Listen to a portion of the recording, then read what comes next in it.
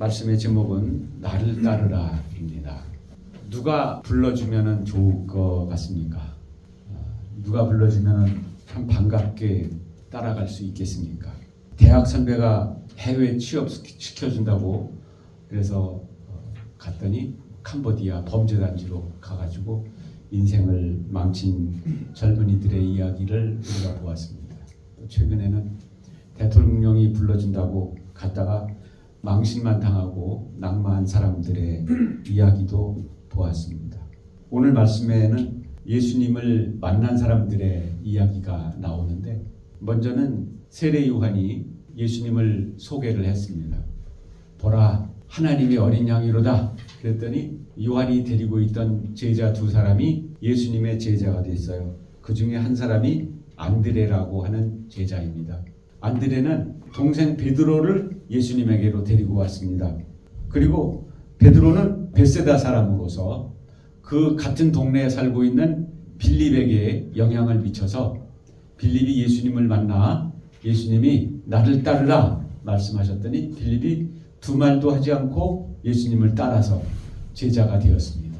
그것은 아마 같은 동네에 살고 있던 안드레와 베드로 형제가 예수님의 제자가 된 것을 보고 빌립이 예수님을 알고 있었고 예수님이 자기도 부를 때 바로 기쁘게 응답할 수 있었던 것 같습니다.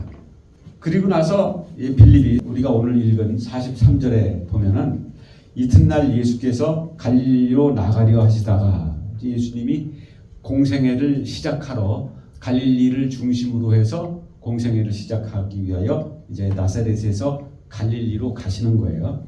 그때 빌립을 만나 이르시되 나를 따르라 하시니 그가 따랐습니다.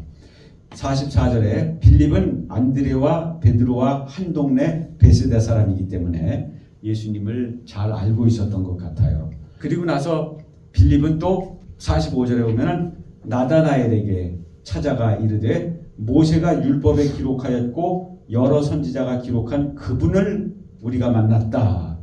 그런데 그는 바로 요셉의 아들 나사렛 예수다. 이렇게 소개를 했습니다. 그랬더니 나다나엘이 나사렛에서 무슨 선한 것이 나겠느냐 이렇게 시큰둥하게 반응을 하죠. 먼저 2번에 보시면은 이제 예수님이 빌립을 부르시는데 빌립이 어떻게 해서 예수님의 부르심에 바로 응답을 할 수 있었을까? 앞에서 말씀드린 것처럼 빌립은 같은 동네에 사는 안드레와 베드로를 통하여 예수님을 소개를 받았을 것이고 그렇게 안내를 받았을 거예요. 그리고 보고 알았을 거예요. 그렇기 때문에 그들을 보고서 예수님을 따르겠다고 응답하게 되었던 것 같아요. 여러분들은 누구를 통해서 예수님을 믿게 되었습니까? 다 사람마다 다를 거예요. 예수님을 나를 예수님에게로 인도한 사람들이 있어요. 그 사람들은 나에 대하여 잘 알고 있었겠죠. 그렇기 때문에 나를 주님께로 인도할 수 있었을 거예요. 3번에 보시면은 이제 빌립이 나다나엘을 부르는데 46절에 보면은 나다나엘이 이르되 나사렛에서 무슨 선한 것이 날 수 있느냐? 빌립이 말하되 와서 보라 이렇게 말합니다. 앞에서는 모세가 율법에 기록한 그분 그리고 다른 선지자들이 오리라고 예고했던 그분이 바로 이분이다. 우리가 그분을 만났다. 그러니까 너도 이분에게로 나와라. 이렇게 초대를 하는 거예요. 근데 나다나엘은 그 이야기를 듣고서도 이제 자기가 가지고 있었던 한 가지 기준에 맞지 않는다고 이야기하는 것입니다. 나사렛에서 무슨 선한 것이 난다고 그래. 구약에 무슨 나사렛에서 누가 태어난다는 이야기 본 적 있어? 이런 이야기예요. 이것은 나다나엘이 미가서 5장 2절을 잘 알고 있었기 때문입니다. 참고구절 첫 번째에 기록되어 있죠. 베들레헴 에브라다야 너는 유다 족속 중에 작은 고을일지라도 이스라엘을 다스릴 자가 내게로 나올 것이라. 그의 근본은 상고의 영원에 있느니라. 그는 태초부터 존재하던 분인데 그분이 어디에서 태어날 것이냐? 베들레헴에서 태어날 것이다. 이렇게 미가서 5장 2절에 예언이 되어 있어요. 구약에 메시아가 오실 것에 대한 예언이 여러 군데 있지만 나다나엘이 빌립의 말에 동의하지 않고 나사렛에서 무슨 선지자가 난다 그래? 나사렛에서 무슨 메시아가 태어난다 그래? 미가서 5장 2절도 모르는 거야? 이런 식으로 지금 나다나엘은 대답하고 있는 것입니다. 그런 사람을 대하여 빌립은 논쟁하지 않아요. 그러나 그는 단호하게 와서 보기만 해. 그러면은 이분이 메시아인지 아닌지 네 눈으로 판단할 수 있을 거야. 자신만만한 마음인 것입니다. 나다나엘과 같이 까다로운 사람들이 있습니다. 이런 사람들은 자기가 가지고 있는 지식이 오히려 걸림돌이 되는 거예요. 미가서 5장 2절 말씀은 알고 있었지만 이사야서 53장과 같이 고난당하는 메시아에 대하여는 알지 못하는 거예요. 낮고 천한 모습으로 오시는 거예요. 그리고 요한복음에서는 예수님이 베들레헴에서 태어나셨다고 하는 그 내용을 기록하지 않고 있죠. 마태와 누가복음에는 예수님이 베들레헴에서 태어나시고 다윗의 후손으로 태어나셨다고 하는 것을 그 족보를 통하여서도 기록하고 있지만 요한복음은 그것에 대하여 기록하지 않고 태초에 말씀에 계셨다. 이것이 예수님의 탄생에 대한 전부예요. 그러니까 나다나엘 같은 사람들, 예수님이 직접 돌아다니면서 자기가 다윗의 후손으로 온 것에 대하여 홍보하고 다니지 않으시죠. 예수님은 나 베들레헴 출신이야 라고 홍보하고 다니지 않으셔요. 그렇기 때문에 나다나엘도 이렇게 자기가 가지고 있었던 그 한 가지 단편적인 지식 때문에 나사렛에서는 메시아가 태어날 수 없다고 하는 것을 못 박아 이야기하고 있는 거예요. 4번에 보시면은 예수님은 모든 것을 알고 계세요. 47절에 보면은 예수께서 나다나엘이 자기에게 오는 것을 보시고 그를 가리켜 이르시되 보라 이 사람은 참으로 이스라엘 사람이다. 그 속에 간사한 것이 없도다.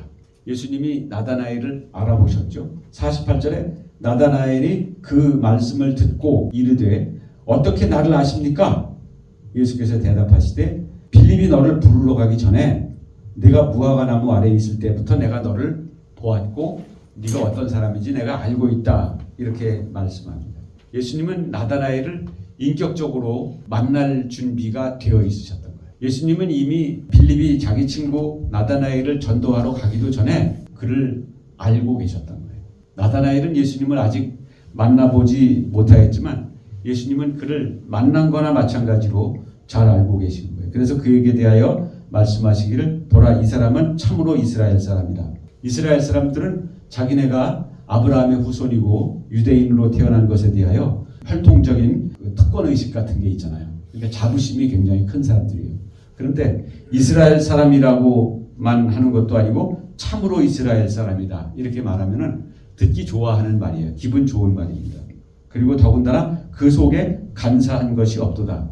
예수님은 나다나엘에게 환심을 얻기 위하여 그에게 립 서비스를 하고 계신 걸까요? 아니면 나다나엘은 실제 그런 사람이었던 걸까요? 뒤에서 보면은 나다나엘에 대하여 좀 더 알 수가 있습니다. 48절에 보면은 나다나엘이 이르되 어떻게 나를 아시나이까? 예수께서 대답하여 이르시되 빌립이 너를 부르러 가기 전에 네가 무화과 나무 아래에 있을 때 내가 너를 보았다. 그래서 무화과 나무 아래에 있는 게 뭐 대단한 거라고 그것을 예수님이 칭찬이라고 말씀하시나? 이것은 스가랴서 3장 10절에 보면은 유대인들의 관용적인 표현이에요. 누가 어떤 걸 잘 맞추면은 멍석 깔아야 되겠네. 이렇게 이야기하면은 이제 너 점쟁이 다 됐구나. 이런 표현으로 말하는 것처럼 유대인들은 무화과 나무 아래에 있다라고 말하면은 율법 공부하고 있다는 뜻입니다. 스가랴서 3장 10절에 보면은 만군의 여호와가 말하노라. 그날에 너희가 각각 포도나무와 무화과 나무 아래로 서로 초대하리라 하셨느니라. 이것은 메시아의 나라가 이루어졌을 때 하나님께서 하나님의 아들을 이 세상에 보내셔서 이 세상이 평안하게 되었을 때 하나님과 올바른 관계에 있는 상태를 말하는 거예요. 사람들이 이제 율법을 사모하고 율법 말씀을 연구하고 율법 말씀을 지키고 그것을 묵상하고 이러는 활동을 무화과 나무 아래에 있다. 이렇게 유대인들은 말하는 거예요. 그래서 네가 무화과 나무 아래에 있을 때 보았다라고 말씀하시는 것은 그가 실제로 무화과 나무 아래에 있었을 것이고 실제로 무화과 나무 아래에서 그 무화과 나무는 잎사귀가 목련나무 비슷해가지고 널찍해가지고 그늘이 참 좋아요. 그래서 사람들이 모임하기도 좋고요. 그런 좋은 곳에서 하나님의 말씀을 묵상하고 있었던 것을 예수님께서 눈여겨보셨던 것입니다. 그래서 빌립이 친구 나다나엘을 전도할 때도 그 사람이 알아들을 만한 말을 하지 않겠어요? 그래서 모세가 율법에 기록하였고 여러 선지자가 기록한 그 일을 우리가 만났으니 이렇게 이야기하는 것은 나다나엘이 율법을 잘 알고 있는 사람이라고 하는 것을 이해할 수 있는 말이에요. 그래서 예수님께서 나다나엘을 칭찬하는 것은 그가 참 이스라엘 사람이고 그에게 간사한 것이 없다라고 하는 말씀은 그의 환심을 얻기 위해서 그저 마음에도 없는 칭찬을 하신 것이 아니라 실제로 나다나엘은 그렇게 하나님의 예언의 말씀을 읽으면서 묵상하면서 메시아가 언제 오실까? 고난에 빠져있는 우리 민족을 언제 구원하실까? 그것을 위하여 사모하며 말씀을 묵상하고 그것이 어느 때일까? 라고 하면서 기도하는 사람이었던 경건한 사람이었다고 하는 것을 우리는 충분히 짐작할 수가 있습니다. 주님께서 우리의 모든 형편을 어차피 다 알고 계신데 그분 앞에서 우리가 숨길 수 있는 것은 아무것도 없습니다. 빌립이 너를 부르러 가기도 전에 나는 이미 너를 주목하여 보고 있었다. 이런 말씀입니다. 주님께서 어떤 능력으로 우리를 다 알고 계시는데 그것에 대하여 우리는 불편한 마음을 가질 것이 아니라 편한 마음으로 주님을 맞이할 수 있으면 좋겠습니다. 누구를 안다는 게 무슨 뜻일까요? 누구를 안다는 것은 인격적으로 안다는 것입니다. 사람이 사람을 아는 것. 내가 이 볼펜의 성질을 아는 것, 이 볼펜은 그 사정을 알지 못할 거예요. 나는 이것을 인격으로 대할 수도 없고 이것은 인격으로 그것을 느낄 수도 없습니다. 지난 한 주 동안 저는 이 칼럼의 이야기예요. 앞에 칼럼 쓴 이야기인데 제가 좋아하는 음악 장르는 컨트리 음악입니다. 그런데 그 컨트리 풍의 리듬에다가 그 복음 가사를 담은 것을 이제 컨트리 가스펠송이라고 그러는데 내 취향에 딱 맞는 가수를 발견한 거예요. 너무나 좋았어요. 여러 곡을 다운받았습니다. 그런데 이틀 만에 알게 됐어요. 이게 AI가 작곡하고 AI가 부른 노래라는 걸 알게 됐어요. 근데요, 제 취향에 딱 맞아요. 정말 그런 컨트리 가수는 없었어요, 전에는. 그래가지고 제 차에다가 그걸 USB에 담아가지고 오고 가면서 많이 들었어요. 제 아내는 이게 도대체 뭐길래 맨날 트나 이렇게 의아하게 생각했을 거예요. 근데 AI라고 하는 사실을 알게 되니까요, 그냥 정이 뚝 떨어져 버리대요. 듣기가 싫어요. 사람이라고 하는 느낌이 안 들어가니까 조금 이상한 느낌이 있었구나 라는 생각을 가졌던 거예요. 우리가 임영웅을 좋아하고 나훈아를 좋아하는 것은 그 사람들의 인생의 스토리를 알기 때문에 이런 인생의 그 고난을 통과하면서 이런 노래가 나왔구나 이런 것들을 잘 알기 때문에 가수들에게 열광하는 거 아니에요. 그런데 AI하고는 그 교감이 이루어지지 않죠. 예수님이 우리를 아신다고 하는 것은 우리가 그저 연예인을 아는 것 정도하고 달라요. 내가 그렇게 좋아하는 거 알아주기나 해요. 나는 그를 인격적으로 좋아한다고 생각하지만 그는 나를 인격적으로 좋아해 주지 않아요. 정치인들도 마찬가지고요. 그런데 예수님께서 나를 아신다고 하는 거. 예수님께서 나다나엘에게 빌립이 너를 부르러 가기도 전에 네가 무화과 나무 아래 있을 때 나는 너를 이미 주목하여 보고 있었고 너를 참 기특하게 생각하고 있었다. 그런데 빌립이 너를 데려와서 너를 만나게 돼서 너무 반갑다. 예수님이 이렇게 말씀하실 때 나다나엘이 마음에 움직임이 있었다는 거예요? 없었다는 거예요? 여기 보면은 빌립의 대답을 보면 알잖아요. 48절에 나다나엘이 예수님에게 대답하는 걸 보면은 어떻게 나를 아시나이까? 좋다는 거예요. 예수님이 내가 너를 안다 그러면은 불편한 사람들도 있을 거야. 아니 어떻게 나를 아신대? 그러면 내가 지난 여름에 무슨 짓을 한 걸 다 아실 텐데 뭐 이것까지 생각하면 두려움이 엄습할 수도 있어요. 그러나 그는 나다나엘이 49절에 대답하되 라비여 당신은 하나님의 아들이시오 당신은 이스라엘의 임금이십니다. 즉 내가 고대하던 메시아가 맞으십니다. 이렇게 놀라운 신앙의 고백을 하는 것입니다. 앞에 여러 차례 신앙 고백들이 나오는데 빌립이 예수님에 대하여 소개했던 것보다 그 빌립의 소개를 받은 나다나엘이 예수님에게 고백하는 이 말이 훨씬 더 예수님의 존재에 대하여 깊이 있는 이해를 하고 있다고 하는 것을 알 수가 있습니다. 누군가를 이렇게 인격으로 만난다고 하는 것은 신나는 일입니다. 또 다시 칼럼의 이야기인데요. 이제 AI가 모든 것을 점령을 해가지고 사람이 하는 일을 다 대신해 줄 것 같은 생각이 들기도 합니다. 그런데 AI가 등장하기도 전에 이미 가정과 교회에서 인격이 사라졌습니다. 인격을 기대하지도 않고 인격을 주려고 하지도 않습니다. 그저 어떤 기능만 있는 거예요. 가정에서도 기능만 있어요.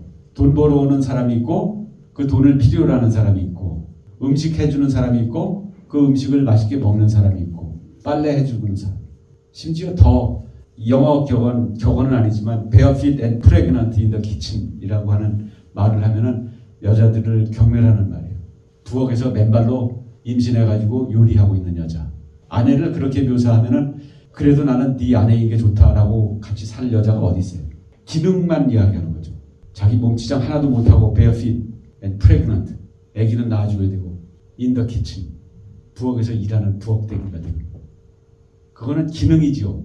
그것은 아내가 아닙니다. 그것과 좀 반대되는 말이 있다면은 This is my better half라는 말이죠. 내 반쪽은 반쪽인데 나는 이쪽 반쪽이고 이 사람은 나의 이쪽 반쪽인데 더 나은 반쪽이다라고 말하는 그런 고백도 있습니다. 아주 상극인 반응이죠. 인격이라고 하는 것을 포기하고 살아요. 가정에서도 인격적인 대우를 받을 것도 기대하지 않고 인격적인 대우를 해야 될 사람도 없는 그저 내가 돈 벌어 왔으니까 그만이지. 더 이상 나한테 뭘 요구하는 거야? 이런 입장이죠. 그러면은 자녀들이 만족할 수 없고 가족들이 만족할 수가 없습니다. 교회도 마찬가지예요. 교회에서도 인격을 기대하지 않아요. 그저 예배라고 하는 그 기능이 있잖아요. 거기에 가야 예배라고 하는 그 종교의 행위를 할 수 있으니까 그 정해진 시간에 가서 예배라고 하는 그 기능을 내가 충족하고 올 뿐입니다. 여기서 만나는 사람들하고도 어떤 그 인격적인 교류를 기대하지 않고 원하지 않습니다. 그렇기 때문에 교회는 그저 그런 것만 가능하면 되는 거예요. 집에도 돌아가면은 역시 내 양말 빨아 놓으셨군요. 속옷 빨아 놓으셨군요. 그리고 밥도 해 놓으셨고요. 그러면 된 거예요. 내 방으로 쑥 들어가서 문 걸어 잠그고 내 하고 싶은 일 하면 되는 거예요. 인격이 없는 가정과 인격이 없는 교회. 이것은 어떤 사람만이 공급할 수 있는 그것을 공급해 주지 못합니다. 지금 말했던 것들은 AI, 즉 AI를 탑재한 로봇이 다 대신해 줄 수 있습니다. 로봇이 돈도 벌어다 줄 수 있고 요즘 AI 가지고 동영상 하나 올렸는데 대박이 나가지고 평생 연금만큼 수입이 들어오는 사람들이 있대요. 실제로. AI가 돈도 벌어다 줄 수 있고 AI가 탑재된 로봇이 뭐 심지어 자동차도 만들어준다는데 집안일 못 해주겠어요? 다 해줄 수 있어요. 그건 기능이고요. 기능과 반대되는 것은 인격입니다. 예수님은 나다나엘을 인격으로 알아보셨고 인격으로 대우해 주셔요. 현대인들이 왜 자꾸 정신적으로 고통을 당하고 있습니까? 인격이 충족되지 않기 때문입니다. 그저 기능만 충족시켜주면 대우하는 그런 사람들이 인플루언서가 되는 그런 시대를 살고 있습니다. 그렇기 때문에 김태균 기자님 기도가 너무나 마음에 깊이 박혔어요. 그런 모든 문제들이 예수님이 해답이라고 하는 것을 알게 해달라고. 예수님이 해답이라고 하는 것은 뭐예요? 인격이신 예수님이. 이 세상에는 그 모든 사람들이 다 예쁘니까 나를 좋아해. 돈 많으니까 나를 따르고. 내가 지위가 높으니까 나한테 아부를 하고. 그런 관계를 통해서는 어떤 만족도 얻을 수 없어요.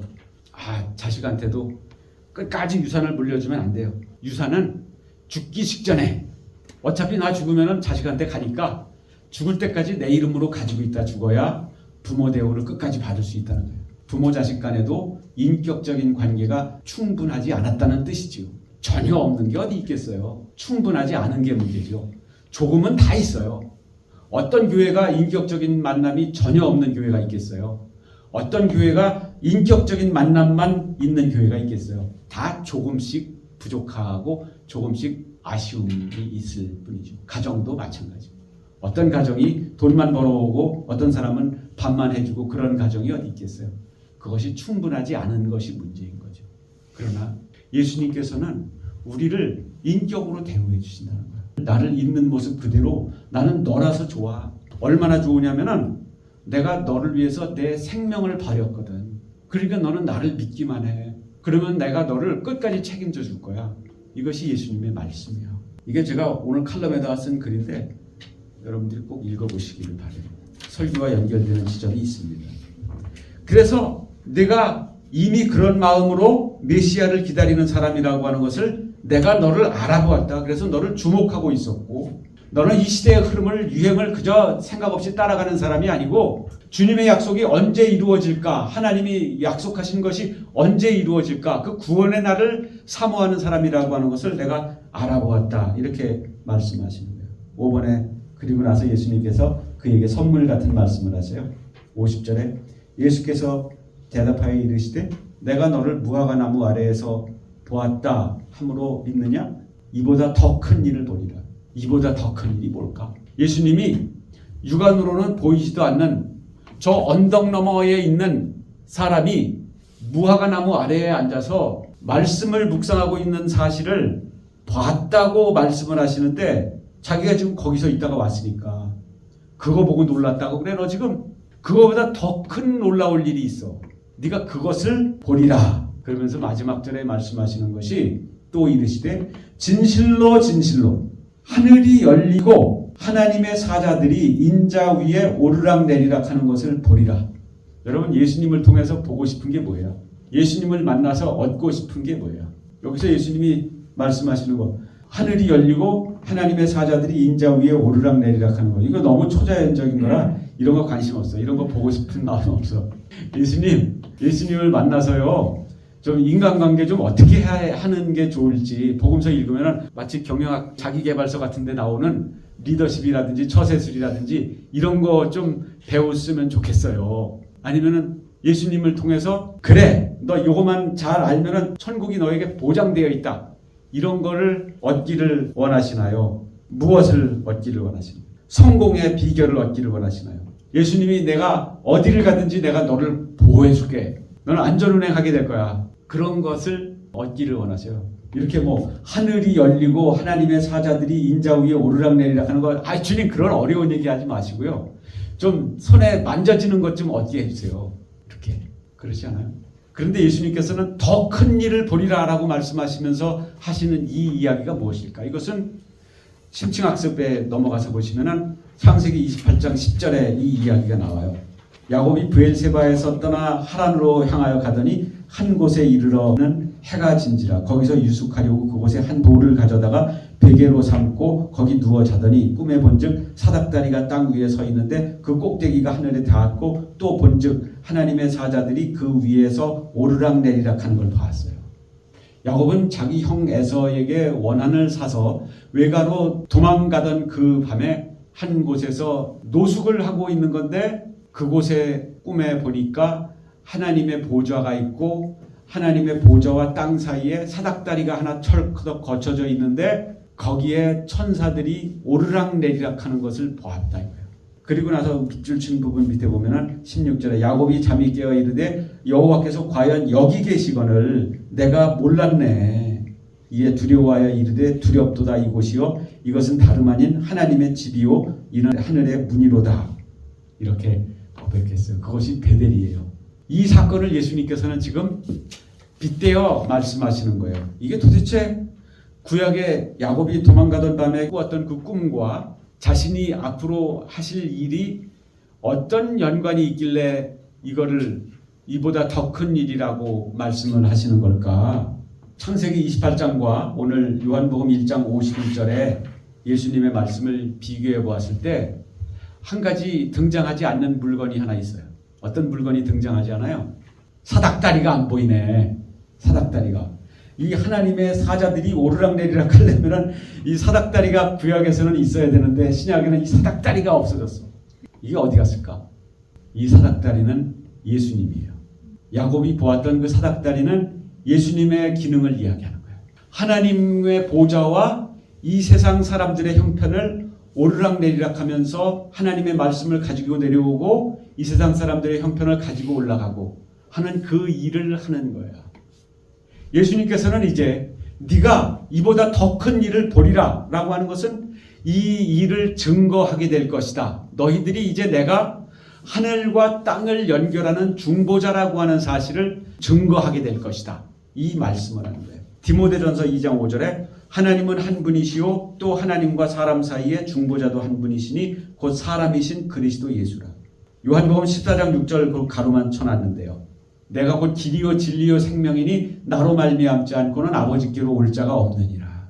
그것을 그림으로 그리면 사닥다리예요. 사닥다리가 우리가 보는 그 층계 같은 모양만을 사닥다리라고 할 것이 아니고 오르락내리락 하는데 도움이 되는 그 통로가 사닥다리인 거 아니에요? 예수님은 바로 우리의 사정을 하나님께로 아뢰고 하나님의 말씀과 하나님의 축복을 우리에게로 전해주시는 유일하신 중보자인 줄로 믿으시기 바랍니다. 우리 교회 문에 딱 붙어있죠. 유일한 구원자 예수 그리스도. 그분을 통해서만 우리가 하나님께로 갈 수가 있고 그분을 통해서만 하나님의 축복을 얻을 수가 있는 것입니다. 그 예수님이 우리를 인격적으로 만나주시겠다고 하는 거예요. 기능적으로만 만나주는 거 아니고 인격적으로 만나주시겠다는 것입니다. 그런데 여기에서 교회에 나오면은 그 기능적인 예수님과의 만남뿐만 아니라 예수님과의 관계, 하나님과의 그 수직적인 관계뿐만 아니라 성도들 간의 수평적인 관계도 내가 내 이웃을 내 몸과 같이 사랑하라. 하나님을 사랑하는데 내 마음과 목숨과 뜻을 다하여 사랑하라. 그리고 둘째도 이와 같으니 내 이웃을 내 몸과 같이 사랑하라. 이 두 가지가 율법과 선지자의 강령이니라. 즉 구약 성경을 요약하면 이 두 가지밖에 안 남는다. 이 말씀인 거잖아요. 결론입니다. AI가 대신할 수 없는 일이 무엇일까요? 앞에서 말씀드린 것처럼 AI 잘 다루면요, AI가 돈도 벌어다 준답니다. 기능은 다 해줘요. 근데 인격적인 것은 AI가 못 해줍니다. AI는 나에 대한 정보를 다 파악해가지고 어떤 사람도 충족시켜줄 수 없는 것까지도 다 충족시켜줄 수 있을 거예요. 그러나 나의 마음을 나누지는 못하는 거예요. AI들끼리 대화방을 만들어줬대요. 그랬더니 AI가 주인 험담하는 톡을 하더라는 거, 그거 뉴스에서 봤어요. 여러분, 그러면은 기능적인 접촉은, 기능적인 만남은 아예 필요 없는 건가요? 그저 인격적으로만 그저 매일 로맨틱한 말만 해주고 허깅해주고 하는데 돈 한 푼 못 벌어오는 남편이 좋은 건가요? 돈은 하나도 못 벌어오는데 인격만 좋은 남편이 좋은 건가요? 인격적인 것만 충족시켜주는 남편이 좋은 건가요? 기능적인 것만 충족시켜주는 남편이 좋은 건가요? 어떤 게 좋은 거예요? 둘 다 있어야 좋은 거예요. 둘 다 있어요. 그러니까 예수님은 우리에게 영적으로 정서적으로 위로만 해주시는 그런 뜬구름 잡는 분위기만 한 것이 아니고 실제로 우리가 겪고 있는 일상의 문제에서 실제로 그분이 해답이라고 하는 것을 우리는 그분을 만나면은 경험을 하게 되는 줄로 믿으시기 바랍니다. 그러니까 예수님을 만난 사람들은 누구든 예수님께로 인도하고 싶은 거야. 우리 집사람이 오늘 아침에 오면서 그렇게 얘기해요.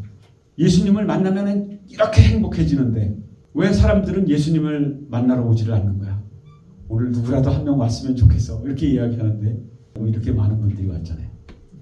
예수님을 만나는 것이 인생의 행복의 출발인 줄로 믿으시기 바랍니다. 그 예수님께로 인도하는 것. 그것은 빌립이 친구 나다나엘을 전도했던 것, 안드레가 자기 동생 데리고 온 것, 베세다 사람 동네 사람들의 영향을 받아서 빌립이 예수님을 만나게 된 것, 나다나엘이 빌립의 전도를 받은 것, 그것처럼 이제 나를 전도한 사람들이 있지만 여러분들을 통해서 예수님을 만나야 되는 그 사람들이 있어요. 그 사람들 이제 다음 주면 명절인데요. 그것을 위해서 준비하시기를 바라요. 지난 주일은 기도 세미나 했는데 이번 주에는 3분 전도법 특강을 할 거예요. 이 3분 전도법만 아시면은 예수님을 전하는데 자신감을 얻을 수 있어요. 예수님을 전해야 되는데 말이 안 떨어져. 무슨 말을 시작해야 되는지. 요거만 배우면은 예수님 전할 수 있어요. 명절에 만나는 사람들은 대개 3분 정도 시간을 낼 수 있는 사람들이잖아요. 이런 사람들에게 이거 한번 써먹어보세요. 효과 있습니다. 말씀을 마무리합니다. 예수님과 만나시기 바랍니다. 기능적으로 만나지 마시고 인격적으로도 만나셔요. 물론 예수님을 믿어야 천국 갑니다. 예수님을 믿어야 복 받고요. 기능적인 거죠. 그분이 나의 주인이시라고 하는 것. 그것도 군림하는 주인이 아니라 나와 어떤 순간에도 함께 하시는 인격적인 주인님이시라고 하는 것. 이것을 믿으시고 그분과의 만남 속에서 진정한 인생의 해답을 얻으시기를 축복합니다.